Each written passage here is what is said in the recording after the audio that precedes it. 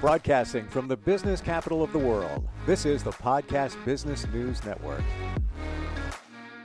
You know, many times when somebody gets a diagnosis for something affecting their mental situation, a lot of times it could be a big negative. And you can wallow in that. You can find ways to come to terms with something, a certain type of diagnosis, or you can look at it as an opportunity to help yourself and others. And that's what this gentleman has done. He was diagnosed to be bipolar many years ago and now has a phenomenal book out talking about that and spreading awareness about it. And we're going to hear his story, and it's an amazing story. Stephen Wilson joins us on the program. Stephen, welcome. How are you? Good. How are you, Steve? I am well. Steves are good people, aren't they? Damn straight. At least we think so. Your book, share the title with us, please. Teetering on a Tightrope, My Bipolar Journey. And this journey, and we're going to get to the book in just a moment, but I'd love to start with the journey. This journey began years ago when you were in your 20s, right? It began well before that. It began when I was 9 years old. I was a normal kid at that time, enjoying life, everything going well. Family was well off, no problems. One Saturday, I went to the local movie theater to watch a double feature of Westerns. And when the first movie was over, I went up to the concession stand to get popcorn for 15 cents and a Coke for a dime, a little bit cheaper back then. And when I went up to the Coke machine to put in my dime, this man put a dime in for me to buy my Coke. I'd never seen him before, but he said hello and wondered if I could come help him someplace in the theater where he was having a problem. And being a naive kid, I said, sure. And we walked down the hallway, and then he took me into what I saw was a restroom. He grabbed me, sexually assaulted me, threw me up against the wall when I tried to resist, and choked me. And after that, I'm not sure what happened, because I saw another person in the room, and I assumed somebody came in and stopped him. He'd already done the damage, so that was that. But that was the end of the assault. And I just went back to my seat where my buddy was sitting, and I couldn't figure out what had just happened. I never knew anything like that took place. Now, remember, this is 1958. So things were a lot different back then. So I blamed it on myself for some reason, not knowing why, and didn't want anybody to know. So I didn't tell anybody what happened for 30 years. Wow. And then when you told somebody, was that through therapy, or what was that situation there? Well, you gotta realize what mental health issues were like then. They were totally taboo. And that was part of what I really wanted to talk about as well. And I'm glad you brought it up. Where if you said those two words, mental health, even 20 years ago, it was almost like, whoa, okay, somebody has a problem. All right. Yeah. Even 20 years ago, to say that, yeah, I'm going to therapy, you still had that somebody put a label on you, where nowadays it's a badge of courage. Say, yeah, hey, can't talk with you now. I'm going to talk to my therapist. But yeah. Well, you've just made the biggest mistake I think you can make when it comes to mental illness and how people look at it. Please tell. We are better now as a country and as a world in talking a little bit about mental illnesses. But the stigma is almost as bad now as it was 20 years ago. Let me just position this that it's better now. I didn't say it's good now. I said it's better. Okay. Oh, it's people are more freer to talk about it. When somebody says, and I hear from friends all the time. Yeah, I'm talking to my therapist later, so I'm not going to be around. They wouldn't even be saying that 20 years ago. So at That's least right. we're getting better. But I didn't say we're in a good situation. Just to say those two words, bipolar, or maybe it's one word, my bad. That conjures up, even today, a certain stigmatism, for sure. It conjures up a person who is different than everybody else. It conjures up a thought of a guy who can't control his own mind, who might Yeah. go into mania at any minute, who might hurt somebody who deserves to be locked away or put in a mental institution. Yeah. I will also, since we're on this topic, go a little further with it. I run 2 mental health support groups here in the Phoenix area. And what I have found is now most of the people who come to my support groups come because they're having a hell of a time getting therapy, or the therapy is not working, the medication is not working, all of these things. Yep. But the big problem is not that. The big problem is that the insurance companies have put such restrictions on how much they pay to the providers that the providers can't make enough money.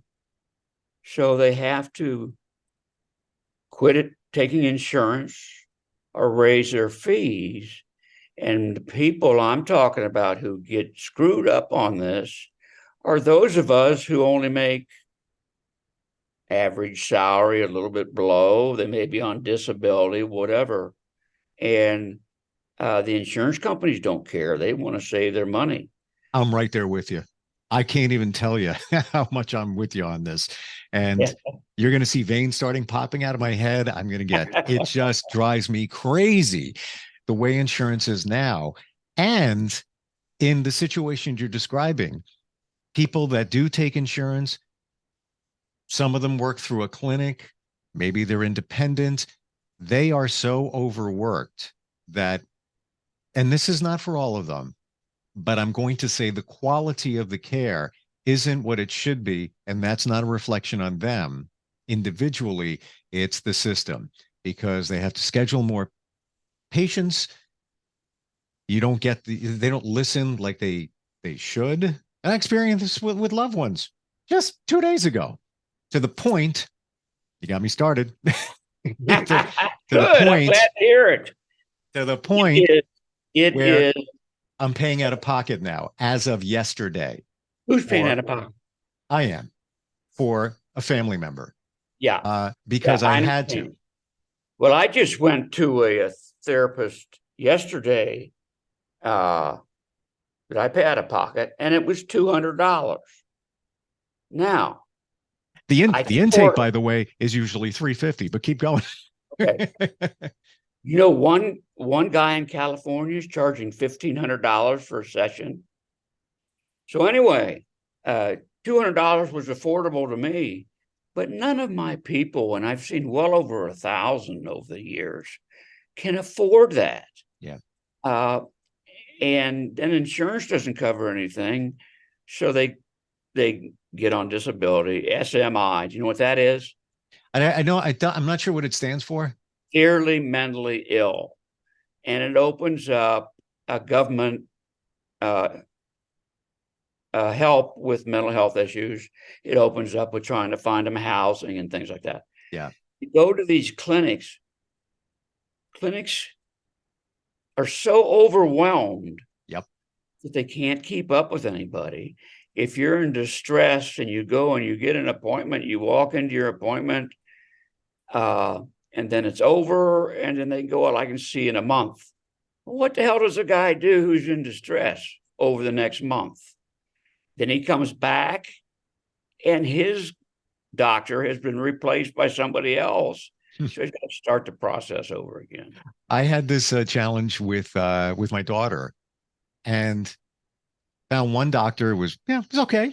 You know, the communication was kind of hard because you got to go through, you know, the system, get established, intake, all of this, good going. And then he says, yeah, you're going to have another doctor next month. I'm like, what? He goes, yeah, we're only on board for, and you know, good doctors qualified.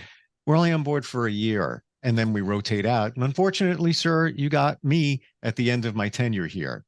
So now you got to start all over again. So I think we're done complaining, but we've illustrated we have a problem here. Let's move on to the next problem with it, because we've hit the insurance. Now it's government outlook. Because, no, we all know how screwed up the healthcare system is. It's bad enough, but it's gotten better. In mental health, you can't see how people are suffering. If you look at me and talk to me, because I'm pretty good these days, you'd have no clue that I had a terrible life dealing with bipolar. You can't see it, so maybe it's not there. So it is absolutely no priority to get funding for mental health issues in the government. So that doesn't help. I'm sure they got a few bucks laying around they could throw our way, but there's no incentive to do it. So we're better, but better compared to what? And I'll also tell you this, the podcasts I've been doing, I've done several that are outside the US. They all have the same problem in their countries. Really? Yes. Because I always look at places like Canada, where it's government provided, things like, it seems like the insurance system is okay over there, not so much. Well, I'll tell you, I just talked to, about 2 weeks ago, I did a podcast with a young lady from Canada. She said, oh, yes, we've got government insurance. It's great for normal physical conditions, not mental, and not if you have a serious condition, you have to get in line and wait maybe 6 months to get seen. Now, if you're going to die, they'll get you right away. But that part of it and the mental health is as bad or worse than ours. Horrible. And I talked to somebody in Jamaica, they said the same thing, and somebody in England. So we all think that government insurance is the way to go. Well, if we do go government insurance, which I'm not against, it's got to be different. Yeah, especially on the mental health side. Yes, definitely. Wow. So you being diagnosed, it was in your 20s, if I do the math right. Is that about right? Yes, it was in 1978. But it was, what happened was, I started having terrible depressive episodes a couple months after I was assaulted. And they went all through my high school and college. But most people don't realize that bipolar and depression come in waves. So you'll be down and out really bad. I can't describe that to anybody. They won't understand how bad it is. And then maybe a month or two later, you'll come out of it and you'll be feeling pretty good. So it's not a day in, day out thing. So you can have some good times. But I was at my worst in 1970 and 71. I got in a fight with my dad, and I ended up in a mental institution for 3 weeks. When I came out of that mental institution, they diagnosed me as clinically depressed. And back then, there were only a handful of pills you could take. And I tried them all, and none of them worked. They made me terribly sick, or just whatever their effect was, it wasn't good. So for the next 6 or 7 years, I was pretty damn bad at least half the time. Suicidal ideations, all that stuff. Then one day, my psychiatrist came in 1978. He said, Steve, I think I made a mistake on your diagnosis. You're bipolar. What the hell's bipolar? I never heard of that. Can't Google it. What it was manic depression, they called it back then, but they just started changing the name of it. And he put me on lithium back then, which was the gold standard, and it really helped. After that, I was able to continue my life, have a lot of good times, a lot of bad times still, but I was able to function. Bipolar is not just one kind of bipolar, it's really three. Bipolar 1 is the depression. You get out of the depression and you go into an all-out assault mania. You'll buy cars, you'll spend all your money, you'll ruin relationships, you're totally out of control. You think that you're in control, you can't sleep, you can't eat. All you want to do is save the world. When you wake up from that, you've ruined your life. The second type of bipolar is bipolar 2, which I am, and it's characterized by the deep, deep depression. Horrible. Again, as I say, I can't explain it to you. You have no idea what I mean. The third type is hypomania, which you go into depression. You come out of that depression, like I said, it goes in waves, and you might go into what's called hypomania, is somewhere between normal for a regular, whatever normal is person, and mania. You'll do stupid things, but you won't be out of control. To give you an example, I went into hypomania one time, and I was buying my wife a car, and we were at the dealership, and we'd already bought her car. And I looked over and I saw another car sitting there, and I went to the guy and said, I'll take one of those too. So it clouds your mind, but you're not out of control. So that's the best way I can describe bipolar. To better understand, let's look at bipolar 2. Deep depression can come just because of depression. I'm not minimizing anything here. Yeah. How is that different when it's somebody who is bipolar? Well, the two are, depression and bipolar are definitely linked. Very, very similar. The big difference I found is I felt no different when they told me I was clinically depressed than I did when I was bipolar.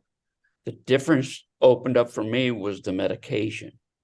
The medication was different, and the medication worked or helped me. And I got 100%, no, that's not fair. 80% better by the year 2000. That's 42 years.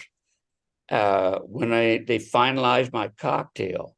Now that means that it's a group of medications that work specifically for me. Most everybody with depression and bipolar, schizophrenia, whatever, is on a cocktail. Yeah. And all work together. And everybody's different. I know people closely connected to them that can't take antidepressants. They take mood stabilizers. Right. Antidepressants just send them into a deeper depression. Absolutely. Now, getting on to what is the fault of the patient. The help is there, and I'll explain in a minute, alternative helps to medication. But with the medication, so many people are reluctant to take medication. somewhere in their lives, somebody told them that medication is bad for you, so they refuse to take it. So if it would be prone to help them, they never try it. The second group is the group that says, okay, I need help, I'll try the medication. When the medication, now, when you go in to get any kind of medication, the psychiatrist always says it will take 2 to 4 months for this to work. Well, these people who are in the category of skepticism take it for about 2 or 3 weeks. It doesn't work, so they quit taking it. And I've never heard 2 to 4 months. I've heard minimum a month minimum, but it can take me, maybe 2 months. The 4, I guess everybody's different. And I do want to say, Steve, we're going to run out of time, and yeah, we have about 5 minutes or so. Okay. And I want to talk about your book. Before we get to there, question, what do you say to people when they say, oh yeah, bipolar, bi means 2, split personality? That's always associated. What do you say to that? All I can do is say that isn't it. It's polar that you're talking about, being one on the bottom, one on the top, and has nothing to do with split personality. So it's the extreme from this to this. Yeah. Yeah. And sometimes the extreme can be from this to buying expensive things and just acting, maybe irrationally, if you want to call it that. And wow. In your book, first of all, the title. I think I have a vision for why you chose that title, but explain. Well, if you look at the book title or the book cover, there's a guy on a tightrope. And the reason I picked that is because bipolar and depression and schizophrenia are like trying to walk on a tightrope. You start to go down and you go to the other side. You can't get your footing. And I base it all on balance. We're all looking for a balance of good times and bad times. So that's where the title came from. You might know this song, but I think in music a lot of times, Leon Russell, Tightrope. Do you know that song? Mm-hmm. Yeah. And it's really about a relationship, but it's this where, one part of the lyrics is one side's ice and one side's fire. It's, it's a delicate balance as you try to navigate through life in this situation. In the song, it came out in 1972. I have random facts. It's about navigating a relationship. With this book, what do you want people coming away thinking after reading it? Well, I'll tell you, I never wrote it to make any money. Being an author doesn't make you get rich. Most of them really don't do much. The reason for writing the book was I went about 4 years ago to a trauma therapist because I was having real trouble getting over a couple things, traumas that had hit me in the past that the medication didn't help me with. So I go to this trauma therapist here in Scottsdale, and she started me out by going through my entire life with my first memory when I was a young kid, and then taking me all the way through my life up till 3 or 4 years ago. Yep. And it really worked. What I came out with from that was, she said, you ought to write a book about this because there's so much crap in there that people ought to know what you really go through. So I had been a sports writer and a sports information director at Ohio Wesleyan University way back in the early 70s, even when I was bad. And so I had a little knowledge of how to write. Mm-hmm. So I did write it. But my main purpose writing it came after 6 years of doing the group therapy, because I really realized that People don't understand that it's a long-term fight when you've got mental illness, but that you can have a decent life. You can be prosperous. You can have a family, but you've got to really keep working at it. You can't miss your medication if it's working. And if you can't get medication that works, there are other modems that you can use. And you just got to keep going. As you can see, 1958 to 2000 is 42 years.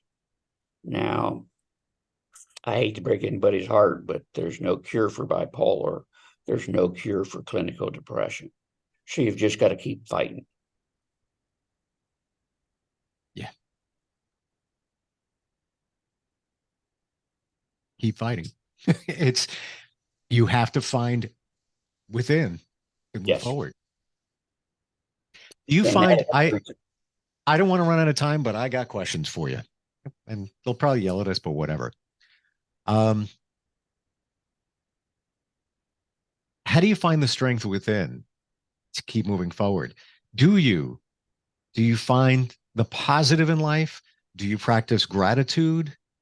What does it for you? Well, let's start off with what can happen that's really bad.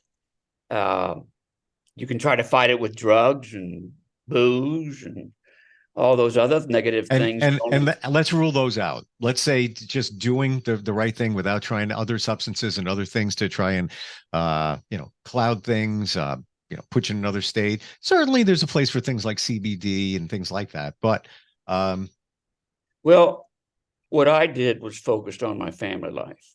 I had a terrible history in the business world, working with trying to keep a job. I couldn't function.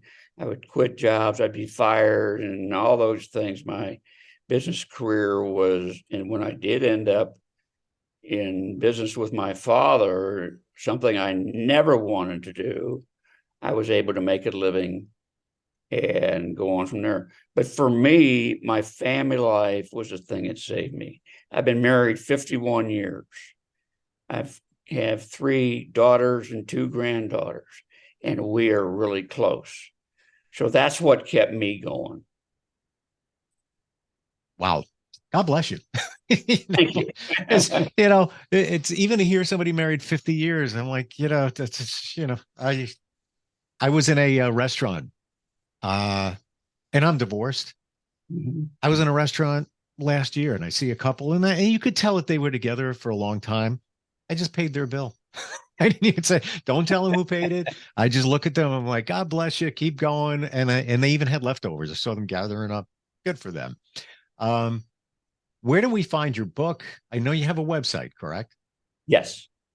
It's author Steve W. Wilson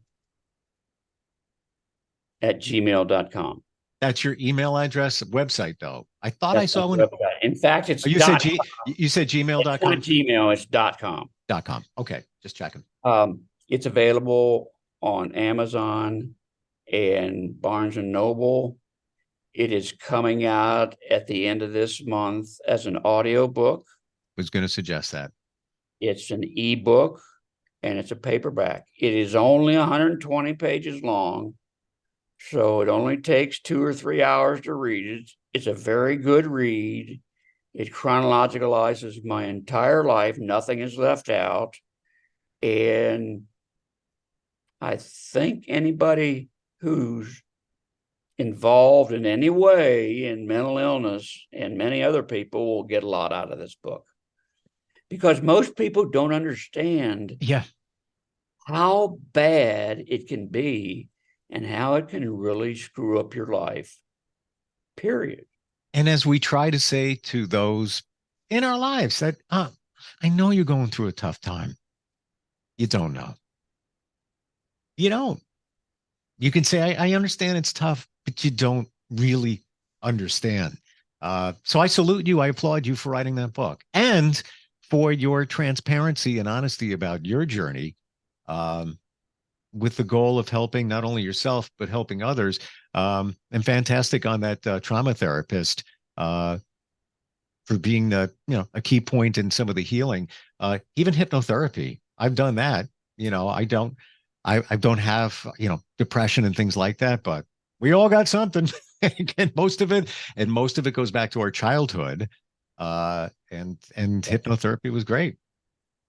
Well, I can't put a percentage on it, but a high percentage of the people in my groups were sexually abused as a child, physically abused, or emotionally abused.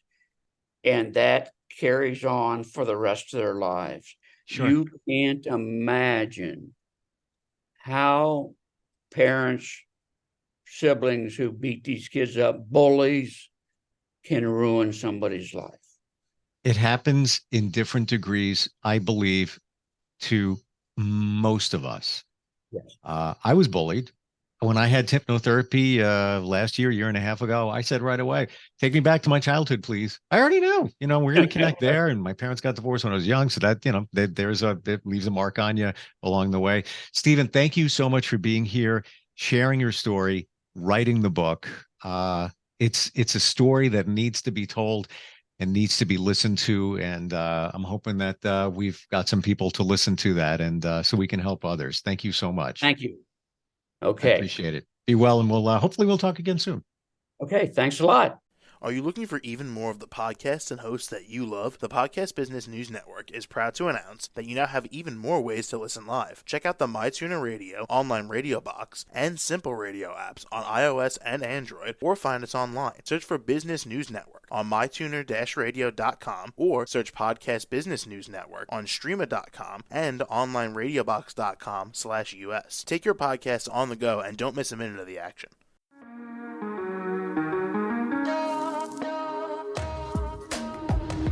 Broadcasting from the business capital of the world, this is the Podcast Business News Network.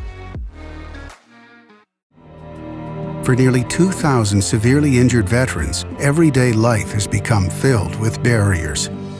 Day-to-day simple tasks can become pretty daunting. I have to carry my chair up 2 flights of steps or have somebody do it for me. What scares me the most is just the falling. When I'm struggling with my house, I think, to have that one great barrier just knocked down, it's crucial. Home for Our Troops is a wonderful nonprofit that builds a mortgage-free, fully adaptive, handicap-accessible house. And there's no catch. It'll be our very first home that we've ever owned. This is a game changer. This is where your life begins again. We need you to join us in completing this important mission. Please visit hfotusa.org and help build homes and rebuild lives. Because of you, everything's going to be okay.